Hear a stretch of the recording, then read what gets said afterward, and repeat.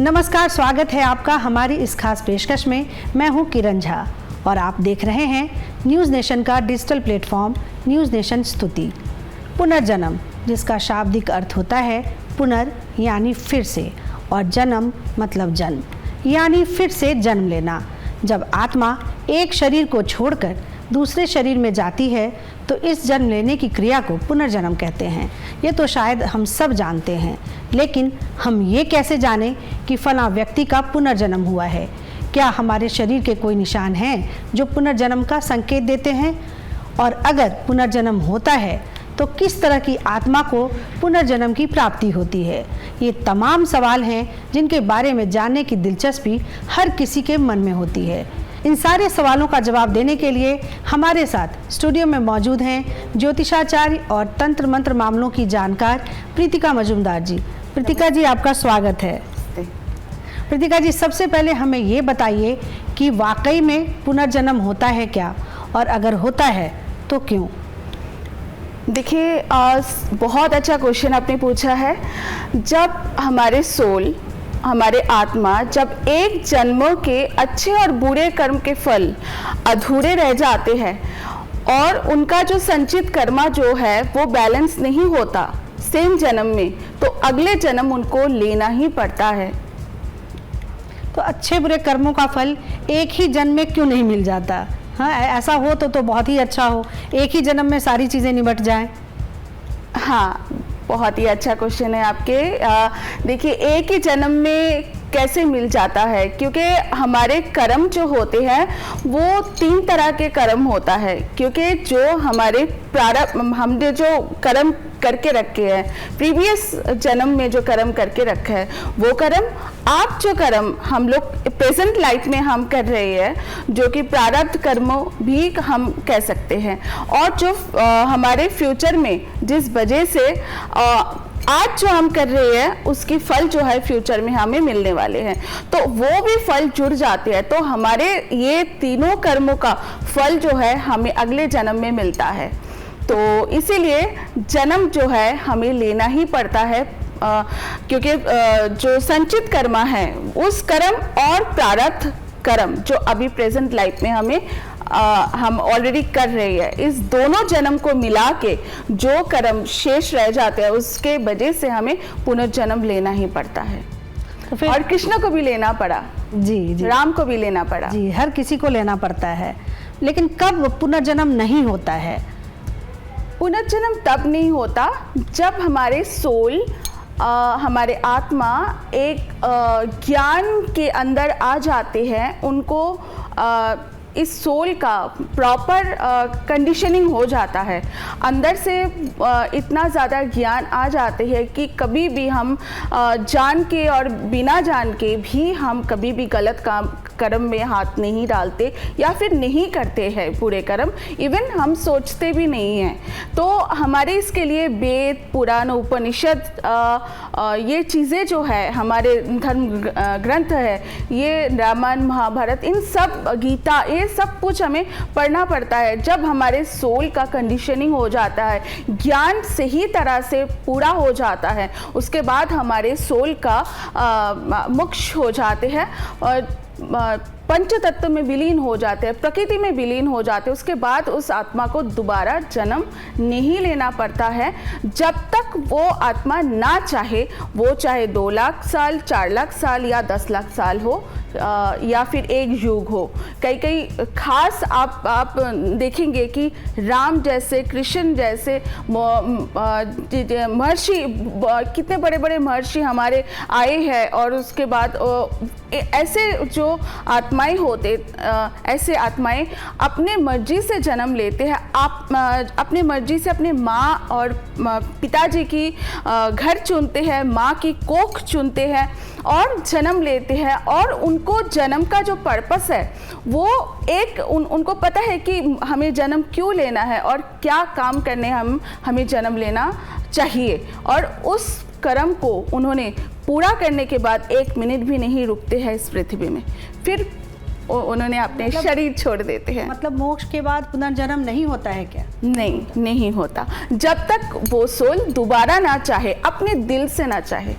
कि हाँ फिर से आना है, फिर से कुछ काम बाकी रह गया उसको करना है, धरती के लिए, धरती के लोगों के लिए कुछ ज्ञान देना बाकी रह गया, या कुछ करना, कोई काम बाकी रह गया, कुछ धर्म कर्म का काम रह गया, तो अपने उस समय वो जन्म लेते हैं, अपनी इच्छा से जन्म लेते हैं। कोई उनको मोक्ष के बाद उनको ज़बरदस्ती कोई नहीं कर सकते कि लेना ही लेना है जन्म। और जो नॉर्मल सोल्स होते हैं, एक शरीर छूटता है, दूसरा जन्म ले जाते हैं। जैसे पिछले एपिसोड में मैंने आपको बोला है कि 90% जो होते हैं सोल एक शरीर छोड़ते हैं और दूसरा उनकी माँ की कोख उनका उपलब्ध हो जाता है, फटाफट उपलब्ध हो जाता है। उनको 3 हफ्ते से लेके 40 दिन के अंदर उनको कोख उपलब्ध हो जाते हैं, क्योंकि वो तो जिस स्तर में ज़्यादातर सोल जीते हैं उनका स्तर यही रहता है, डेली लाइफ का खाना पीना सोना और काम करना, इसी के बीच में वो एक दिन निकल जाता है। सोल जो है हमारे शरीर छोड़ देते हैं, बस यही समझते हैं। इसके ऊपर जो चीज़ें हैं जो कि हम 5th डायमेंशन बोलते हैं, 5th डायमेंशन तक तो वो इतना ज्ञान ऐसे सोल्स को होता ही नहीं। इसी के बीच खाना पीना रहना सोना और पैदा करना, बच्चा पैदा करना, इसी के बीच मर जाते हैं 90% सोल्स। जो मोक्ष के बाद जो जन्म लेते हैं तो उनका जन्म जो होता है वो इंसान रूप में होता है या पशु के रूप में होता है? अच्छा, मोक्ष के बाद जो जन्म लेते हैं ऑब्वियसली वो जानवर के रूप में क्यों जन्म लेंगे, क्योंकि हमारे जो हम पुण्य कर्म करते हैं, जो एक मोक्ष रूपी सोल का कभी भी जानवर या चींटी या पेड़ के रूप में जन्म मेरे ख्याल से नहीं होते हैं, ऐसा मैंने सुना नहीं है। क्योंकि जो मोक्ष आत्माएं होते हैं वो उनको पुण्यात्मा बोला जाता है। उनको इस धरती में जब जब जन्म लेते हैं उनको बहुत बड़े साधु होते हैं, साध्वी होते हैं, मुनीषी होते हैं, धर्म कर्म में रुचि रखने वाले ऐसे लोग होते हैं जिनको मोक्ष के बाद इस जन्म में उनको मिलते हैं। वैसे तो 84 लाख जोनी नॉर्मल आत्माओं के लिए होती है, जो नॉर्मल होते हैं 90% जो आत्माएं होते हैं। तो फिर पुनर्जन्म में शरीर जो होता है वो किस आधार पर मिलता है? जिस प्रकार के कर्म आपने इस जन्म में किया है उन कर्म के आधार पर आपको पुनर्जन्म में शरीर मिलेगा। मुख्य रूप से कर्मों को 3 भागों में बांटा गया है, सात्विक और राजसिक और तामसिक।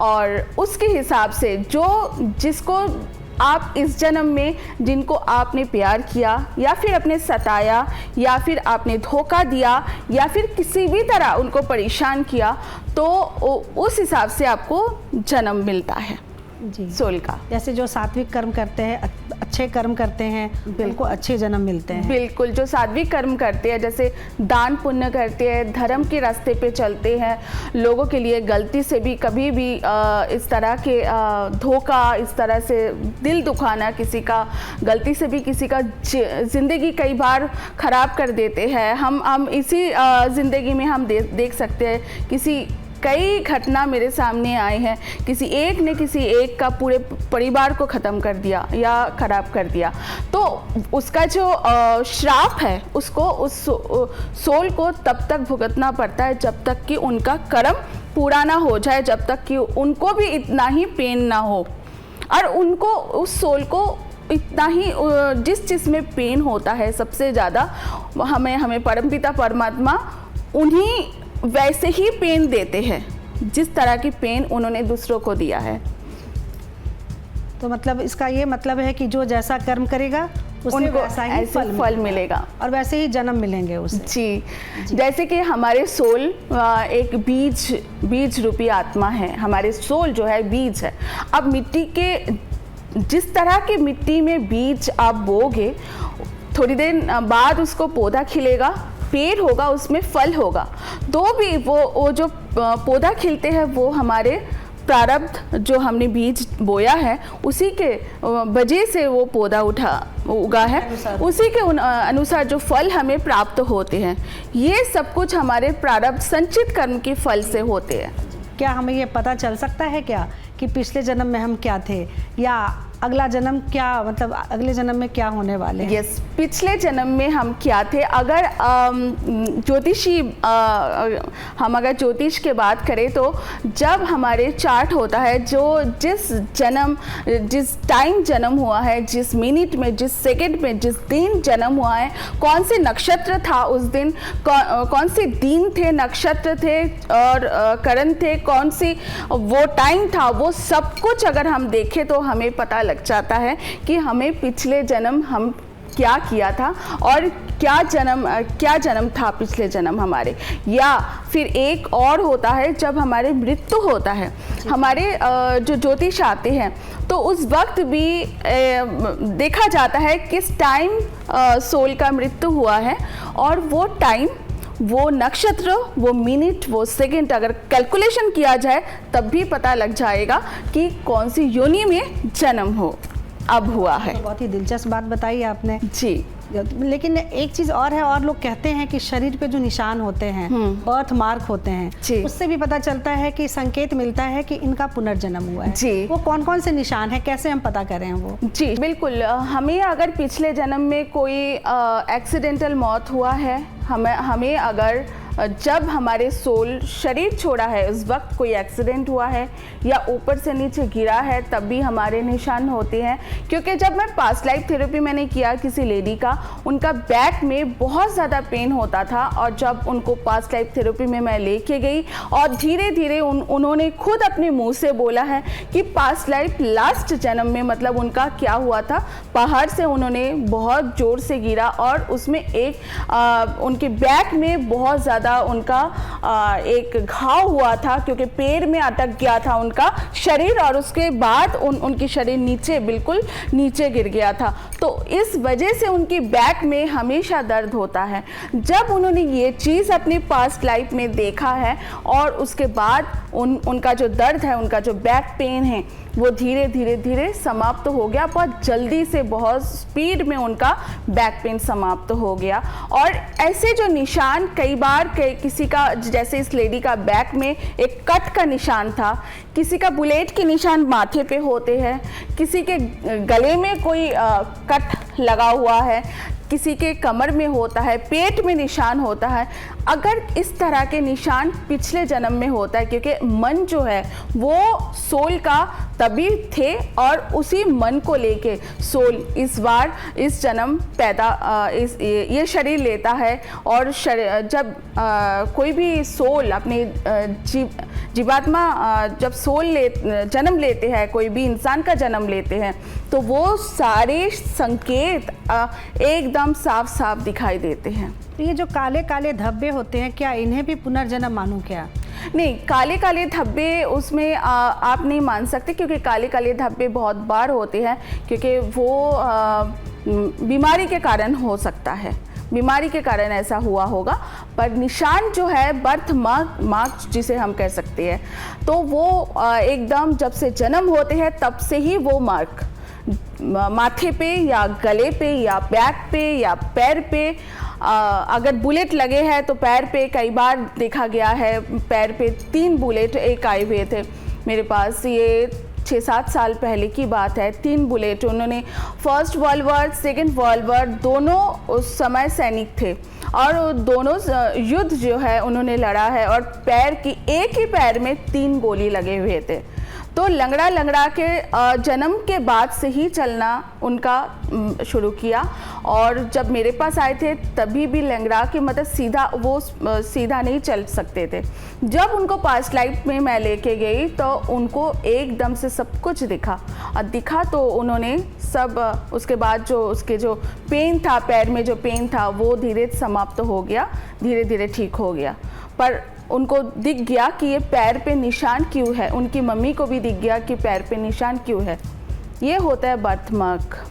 अच्छा, ये तो आपने कहा कि ये बर्थ मार्क होते हैं जिससे हमें संकेत मिलते हैं कि पुनर्जन्म हुआ है। लेकिन क्या पुनर्जन्म को सिद्ध करने के लिए कोई उदाहरण है आपके पास जिससे आप सिद्ध कर पाएँ कि पुनर्जन्म वाकई में हुआ है? आपके पास प्रमाण है ऐसे कोई? ऐसे अगर देखा जाए, साक्षी पीछे पलवल में भी ऐसे घटनाएं आई हैं। एक 4 साल की बच्चा, वो अपने मम्मी डैडी, जब उनका 4 साल हुआ है, बोला है ये मेरे घर नहीं है, पड़ोस के किसी गांव में मम्मी डैडी को लेके गया, बोला ये मेरी मम्मी डैडी है, माता पिता है, और कब मरे उनका डेट और टाइम सब कुछ बोल दिया था वो बच्चा। अच्छा, और इसके अलावा जो एस्ट्रोलॉजिकल जो मैंने आपको बोला, आपकी अगर भाव देखा जाएगा, क्योंकि किस भाव में किस टाइम आपका जन्म हुआ और किस नक्षत्र में आपका जन्म हुआ, वो टाइम, वो सेकंड, वो सारे कैलकुलेशन करने के बाद सीधा सीधा दिख जाता है, तब भी आपको दिखता कोई है। मिला ऐसा जिसने अपने पुनर्जन्म की घटना बताई हो, बातें बताई हो, ऐसे किसी व्यक्ति से मिले हो आप क्या? मैं खुद अपने आप को मैं बोलती हूँ, मेरे तंत्रों का गुरु रह चुके हैं, जिनसे मैंने तंत्र सीखा है, जो मैंने कहीं एस्ट्रोलॉजी सीखी है उन्होंने, कहीं से मैंने टैरो कार्ड सीखे हैं, कहीं से मैंने पास्ट लाइफ थेरेपी सीखी है। सभी गुरु जब एक साथ एक ही चीज़ मुझे बोला है, मैं 3 जन्म से मैं साधना करती थी और 3 जन्म मेरी ये धर्म कर्म में मेरी रुचि था, तीनों जन्म में मैं पुरुष के रूप में थी। मतलब ये जो बदलाव है स्त्री पुरुष में हो सकता है क्या? बिल्कुल, बिल्कुल हो सकता है। ये बहुत अच्छा क्वेश्चन है, क्योंकि आत्मा की कोई लिंग नहीं होते हैं, सोल के कोई लिंग नहीं होते हैं, क्योंकि सोल जब किसी का शरीर ले लेते हैं, माँ की कोख में आ जाते हैं, तब जाके उनका पुरुष बेटा या बेटी के रूप में जन्म लेते हैं, तब लिंग होते हैं। और जब तक वो उनका शरीर, सोल का कोई शरीर नहीं होता, माँ की कोख में जैसे उनका शरीर लेना होता है, लड़की के रूप में या लड़का के रूप में जन्म लेते हैं। अभी आप यदि लड़की हो तो अगले जन्म में लड़का हो सकता है? बिल्कुल हो सकते हैं, स्त्री पुरुष हो सकते हैं, बिल्कुल हो सकते हैं, क्योंकि मैं खुद जो है मैं पुरुष रूप में थी और 3 जन्म मैंने धर्म कर्म की काम किया और मैं बहुत साधना करती थी, तंत्र मंत्रों में ये मैं काम करती थी और 3 जन्म यही काम करती थी। और पीला धोती मैं पहन के रहती थी, रुद्राक्ष की माला पहन के रहती थी, ये सच्चाई है। तो आपको वो घर याद है जहाँ आपका जन्म हुआ था? घर नहीं, पर मैं जब मैंने सारे गुरुओं से, क्योंकि जहाँ जहाँ मैंने ये चीज़ें सीखी है अलग अलग जगह से, उसके बाद जब मेरे कुंडली दिखाया जाता है और सभी ने उस कुंडली में लिखा हुआ, मतलब कुंडली देख के ही मालूम चल गया, क्योंकि मेरे बृहस्पति, मेरे जो गुरु बृहस्पति जिस भाव में बैठे हुए हैं, उसका एस्ट्रोलॉजिकल, कोई भी कितने भी बड़े गुरु के पास लेके आप जाएंगे, सभी यही बात बोलेंगे कि इन्होंने जिस भाव पे इनका गुरु है, मतलब मेरी गुरु है, तो इनकी जिस भाव में गुरु है उनका तभी हो सकता है जब इन्होंने पिछले से पिछले 2-3 जन्म तक धर्म कर्म में रुचि होगी, धर्मात्मा थे, कोई ऐसे ही धर्म कर्म में, मतलब पूजा पाठ करती थी, साधना करती थी, तंत्रों मंत्रों करती थी, सिखाती थी, तो इस ऐसे चीज़ों में मैं काम करती थी। उन्हीं के जन्म पत्रिका में गुरु उसी भाव में होते हैं जैसे कि मेरे हैं। ये सबसे ज़्यादा एस्ट्रोलॉजिकल प्रमाण है, इससे ज़्यादा और क्या होगा, क्योंकि और कई बार मुझे सपने में भी देखा है इस चीज़ को कि जैसे बिल्कुल नदी, पूरा जैसे चारों तरफ नदी और सुनसान नदी, वहाँ मैं अकेले और पीला कपड़े पहन के और रुद्राक्ष की माला पहन के मैं जा रही हूँ, वहाँ से टहल रही हूँ। ये अभी आपको स्मरण है, याद है? अभी भी याद है, और ये बचपन से मैं देखती थी।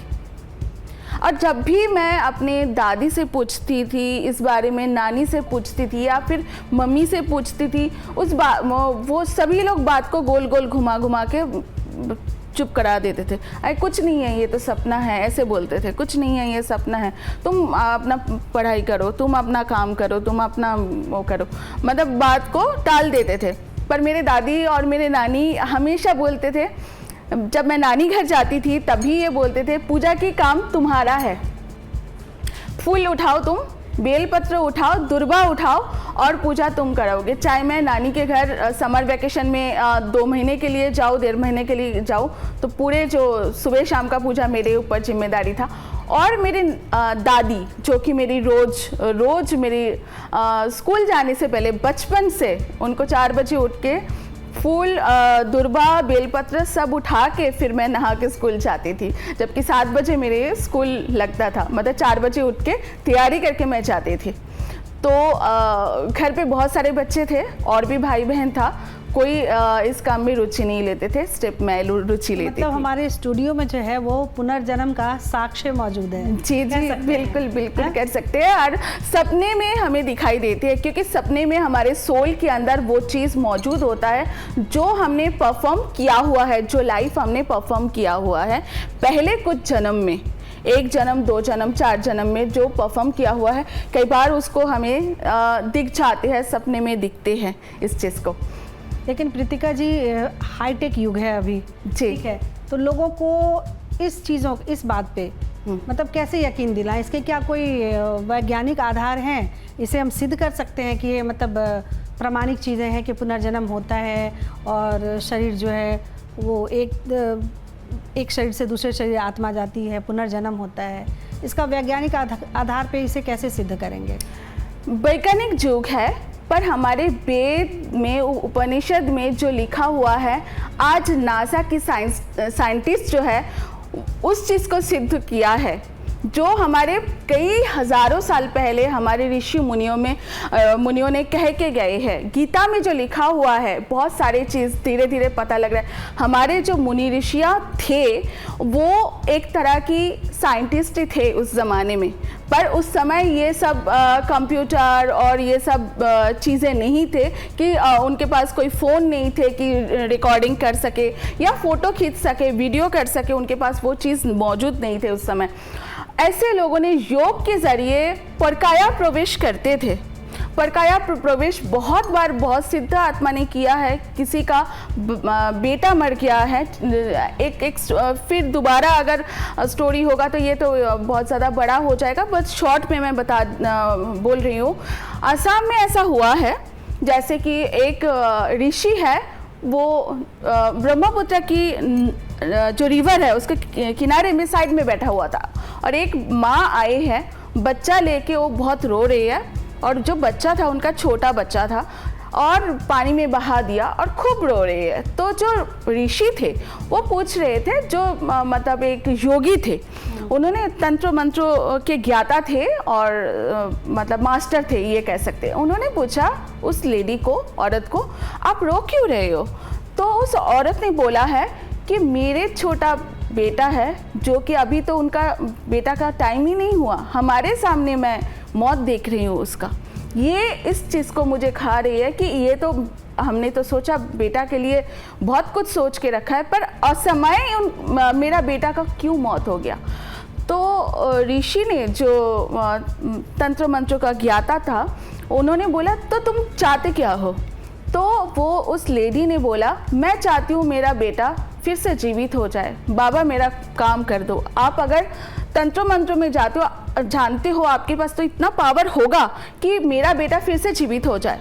तो वो जो जोगी थे, जो ऋषि थे, वो बैठे हुए थे, उन्होंने छलांग लगाई पानी में, रिवर में, ब्रह्मपुत्र की, और वो जो उनका बेटा है उसी का बच्चा का शरीर उन्होंने ले लिया, और उनका शरीर बहुत पुराना हो गया था, 100 साल से ऊपर हो गया था। वो अपना शरीर छोड़ दिया और उनके बेटे के रूप में फिर ऊपर आ गई, और जो वहाँ पे बैठे हुए थे लेडी, उनके सामने आ गए। तो आके जैसे आई तो उनके बहुत ही एकदम, क्योंकि लेडी जो है ये सोच भी नहीं सके, इतना कहा कि लेडी को कह के गए हैं वो पुण्यात्मा, जो वो ऋषि, वो तंत्र मंत्रों का ज्ञाता, कि बस तू यही चाहते हैं ना कि बेटा तेरा आ जाए, और तो कुछ नहीं ना। तो उस माँ ने बोला बस मैं इतना ही मैं चाहती हूँ कि मेरे बेटे सामने आ जाए। कहते ठीक है, मुझे फिर बुलाना मत, बेटा तेरा अभी आ जाएगा कुछ ही समय में। ऐसे बोलते ही वो सिद्धात्मा, जो योगी थे, तांत्रिक थे, वो गायब हो गया। और कुछ ही समय में, कुछ ही टाइम में वो उनका बच्चा जो है 6-7 साल का बच्चा, वो पानी से ऊपर आ गए, एकदम ठीक, कुछ नहीं हुआ, जैसे कि वो मरा ही नहीं है, जैसे कि वो जिंदा एकदम ठीक ठाक हो गया और माँ के साथ घर चले गए। जी, ये तो आपने पुरानी कहानी सुनाई। मुझे अभी वैज्ञानिक आधार पर जी आप इसे सिद्ध करके दिखाइए अभी के संदर्भ में कि ये वाकई में ऐसा हुआ है या होता है। इस चीज़ को सिद्ध करके कैसे देखा जा सकती है? देखिए, सूक्ष्म आत्माएं होती है, आत्मा बहुत सूक्ष्म होती है। जब हम ध्यान में बैठते हैं तो आपको सब कुछ दिख जाता है।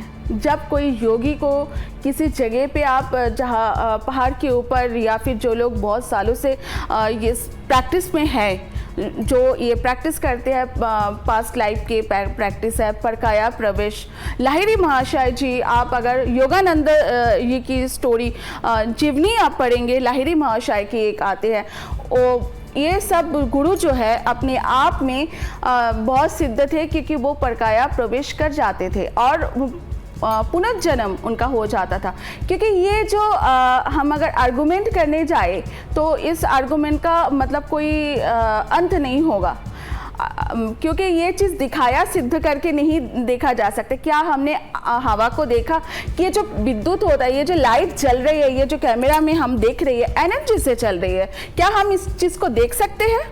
हवा को देख सकते हैं? लाइट कैसे हम स्विच में उंगली करते हैं, स्विच दबाते ही लाइट जल जाते हैं, या फिर कैमरा चल रही है, कैसे चल रही है, क्या हम देखते हैं इस चीज़ को? ऐसे ही आत्मा भी है, ऐसे भी हर चीज़ है। हम सब एनर्जी से बना हुआ है और एनर्जी कभी भी दिखते नहीं हैं, और आर्गुमेंट कर अगर किया जाए तो इसका कभी अंत नहीं हो सकता। और हमारे जो सनातन धर्म के मुनि ऋषियाँ थे, वो एक्चुअली साइंटिस्ट थे, और आज नासा वो सिद्ध कर रहे हैं। जो हमारे पुराने साइंटिस्ट बोल कर गए हैं, वो चीज़ आज के साइंटिस्ट सिद्ध कर रहे हैं। एक उदाहरण बहुत अच्छा है। एक बार एक छोटा सा 6 वर्ष की बालक था, ये हरियाणा की सिरसा की एक गांव है, सिरसा नाम के, उस गांव के वो बच्चा रहते थे, जिसमें उसके माता पिता उसे एक स्कूल में घुमाने लेकर गए, जिससे उसका दाखिला, उस बच्चे का एडमिशन हुआ था, और वो बच्चा केवल हरियाणवी या फिर हिंदी भाषा ही जानता था, कोई तीसरा भाषा नहीं समझ सकता था।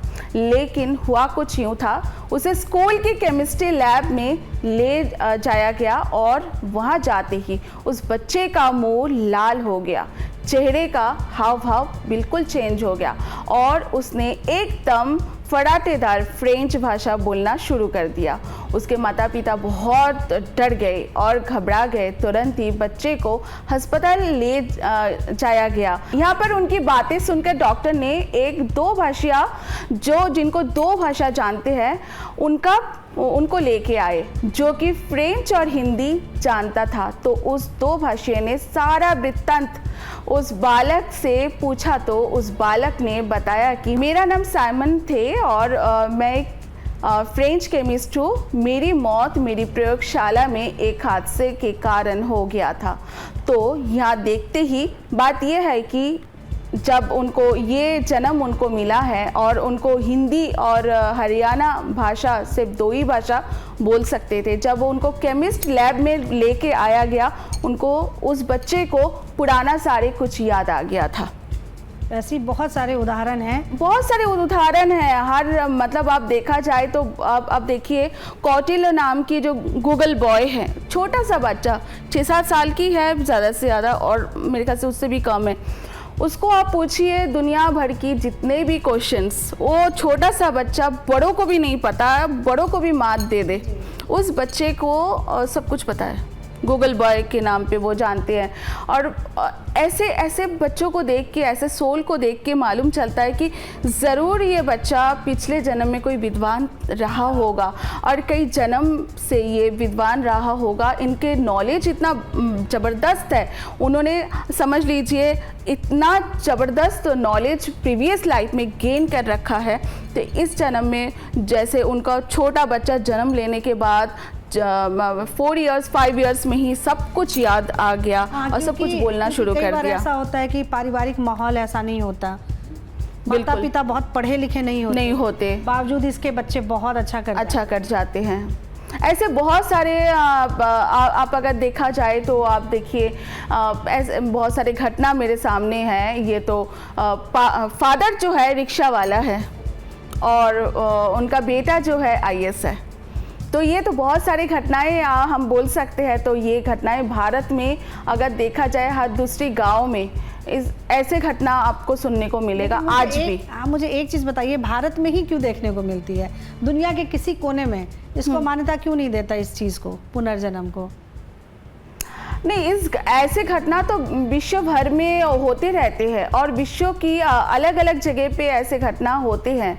आप देखिए कि बहुत सारे जगह पे अब अमेरिका, रशिया, ऐसे बहुत सारे लेडीज़ आप देखेंगे भारत में आके एकदम हरे कृष्ण बोलते रहते हैं और करते रहते हैं, नाचते रहते हैं, अपने धुन में मगन रहते हैं। वृंदावन में आप जाइए, क्योंकि आप जाके आप देखेंगे ऐसे 100 उदाहरण है बाहर से आके, ब्राज़ील से आके या रशिया से आके, अमेरिका से आके एकदम कृष्ण स्पिरिचुअलिटी में एकदम भरमार हो गया है, एकदम भरपूर हो गया उनका आत्मा। तो ऐसे जगह पे ऐसे लोगों को देखा जाता है तो आपको अच्छे से समझ आएगा, क्योंकि इनके सोल के अंदर कूट के भरा हुआ है स्पिरिचुअलिटी। अब वो अमेरिका में जन्म लिया या फ्रांस में जन्म लिया या मस्को में और रशिया में जन्म लिया, ये कोई फ़र्क नहीं पड़ता। दुनिया की पृथ्वी के कहीं भी जन्म लिया कोई फ़र्क नहीं पड़ता। उनके सोल में जो बीज बोया है प्रीवियस लाइफ में, तो वो संचित कर्मा, इसीलिए तो बोला जाता है कि संचित कर्मा जो सोल में है उसी के हिसाब से जन्म लेते हैं, उसी के हिसाब से ये जन्म में हम परफॉर्म करते हैं। तो ऐसे बहुत सारे एग्जाम्पल हमारे सामने मौजूद है, जिसका अनगिनत हम अगर बोलना शुरू करें तो शो बहुत ज़्यादा स्टोरी इतना है स्टोरी की बहुत ज़्यादा टाइम लग जाएगा। नेक्स्ट एपिसोड में ज़रूर बताएंगे ये ऐसे स्टोरी। छोटा सा सवाल है, बहुत मतलब हल्का फुल्का ही सवाल है। वो ये है कि पुनर्जन्म को लेकर केवल पृथ्वी पर ही होता है ये पुनर्जन्म, या किसी और ग्रह पे भी होता है? देखिए, सोल की अगर बात करें तो ब्रह्मांड में कई लोक होते हैं, अतल पतल भूतल, हम तीसरे लोक में होते हैं है इस समय।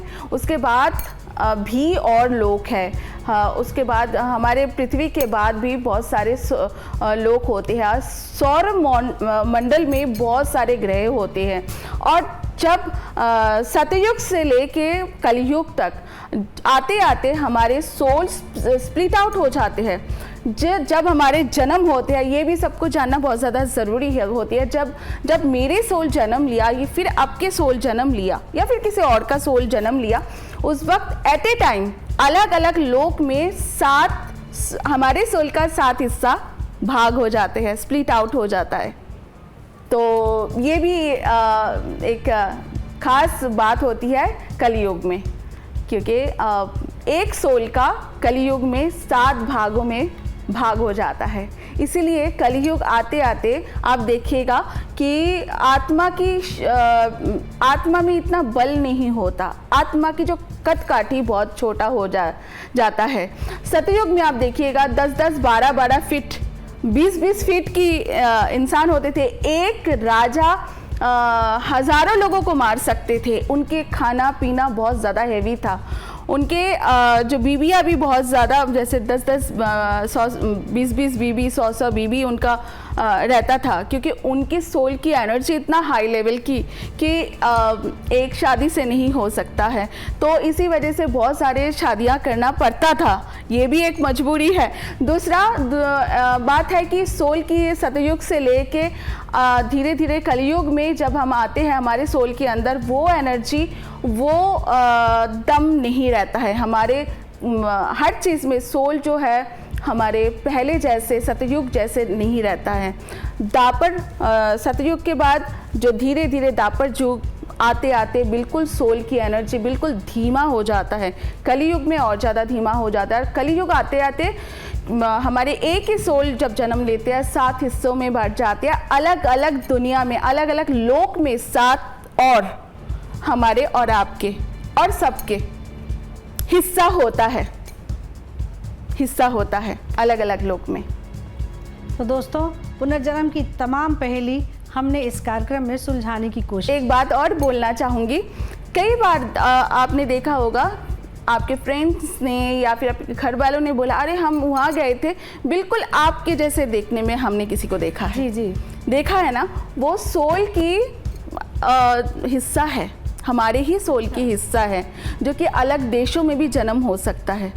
और समझ लीजिए आप और मैं, हमारे सोल का जो 7 हिस्सा और है, तो वो सोल की 7 हिस्सा हो सकता है अमेरिका में जन्म लिया हो, या फिर किसी 5th डायमेंशन में जन्म लिया हो, किसी और जगह पे जन्म लिया, किसी और लोक में। कनेक्शन होता है क्या? यदि सोल हमारे हैं तो कनेक्शन होता है? बिल्कुल होता है। कई बार आप देखेंगे, ये बहुत अच्छा क्वेश्चन है, क्योंकि हम चलते फिरते जो हमारे आसपास ऑफिस में या फिर पड़ोसी घर परिवार में किसी के साथ आप एकदम से मिलेंगे और आपको 1 मिनट में या आपको ऐसा लगेगा कि ये बहुत अपना है, इनको तो मैं बहुत सालों से जानती हूँ। और किसी को आप देखेंगे कि देखते ही गुस्सा आता है। बिल्कुल गुस्सा आ जाता है बेवजह, कोई कारण नहीं है, आपको कुछ गाली गलौज भी नहीं किया, कुछ कारण नहीं है, आपके साथ लड़ाई नहीं किया, आपको गाली गलौज नहीं किया, बेवजह ऐसे लोगों को, कुछ लोगों को देख के गुस्सा आ जाता है। मन नहीं करता कि 5 मिनट क्या 2 मिनट भी बात करे। यही होता है सोल का कनेक्शन। यही होता है कि प्रीवियस लाइफ में कुछ ना कुछ इस सोल के साथ मेरा लेना देना था, या किसी और का लेना देना। आपका भी ऐसे सोल के साथ बहुत रिश्ता हुआ होगा कि किसी के साथ बहुत ज़्यादा प्यार, किसी के साथ बहुत ज़्यादा मिसअंडरस्टैंडिंग, नफरत, या कुछ आपको धोखा देना या इस तरह का काम करना रहा होगा। वो मेरे साथ भी रहा होगा और सबके साथ ये है।